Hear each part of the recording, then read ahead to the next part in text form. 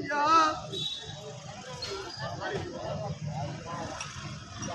கோவிந்தா, உன்னை நான் நினைத்து பிறந்த நாட்களில் இருந்து இதோ இருக்கின்ற சாதாரண லோகத்திலே இதோ நாக கண்டிக்கும் அர்ஜுனனுக்கும் பிறந்த பிள்ளை இந்த அரவபாலன் வாழ்ந்து வருகின்ற காலத்திலே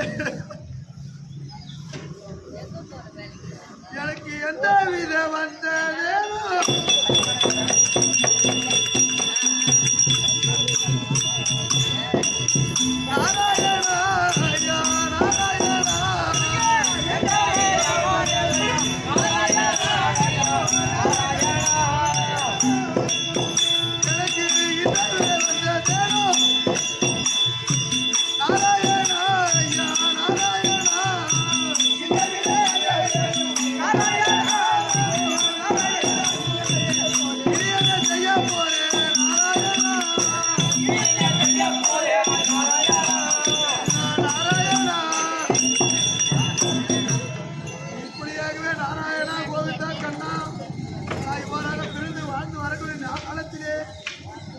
தினத்திலே அதோ அந்த பழைய வாழ்ந்து வரக்கூடியவன் பயிலுவார்தான் சூரனாகப்பட்டவன் என்ன செய்தான்?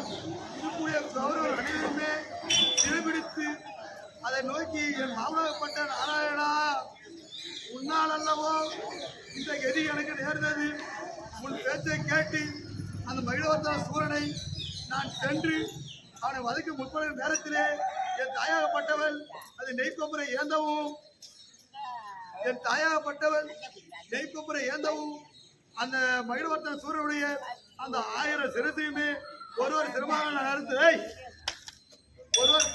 அறுத்து அது நெய்கொம்பரை எனவும் கோபம் அதிகரித்த அந்த மகிழவர்த்தன சூரன் என்ன செய்தார்? அன்று சொன்ன வாக்கு போல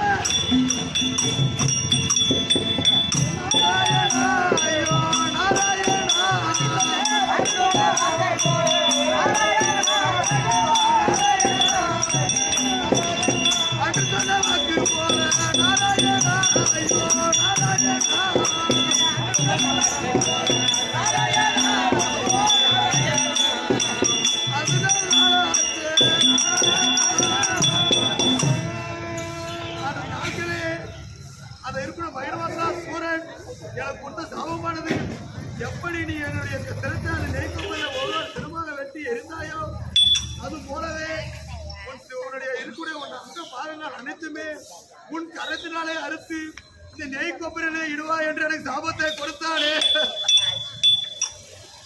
அந்த சாபத்தின் மூலமாகவே இதோ ஒரு நாள் தினத்திலே இந்த அர்ஜுனாபுரத்தை ஆள வரக்கூடிய அது பெரிய தந்தையை உழவக்கூடியவன் அவன் துரியோதனன். இந்த போரானது ஆரம்பிக்கிற நாட்களின் முன்பதாக அந்த துரியோதனன் என்னிடம் வந்து, அப்பா அரவப்பாளா, இதோ காளிகா தேவிக்காக உன்னை நான் பலி கொடுக்க போகின்றேன் அப்படின்னு உரைத்த பிரகாரம் எனது பெரிய தந்தை தான் என்னிடம் வந்து இவ்வாறு கேட்கிறார் அல்லவா, நாம் இதுவரை அவருக்கு நாம் எதுவும் தடவை செய்யக்கூடாது அப்படி வேண்டி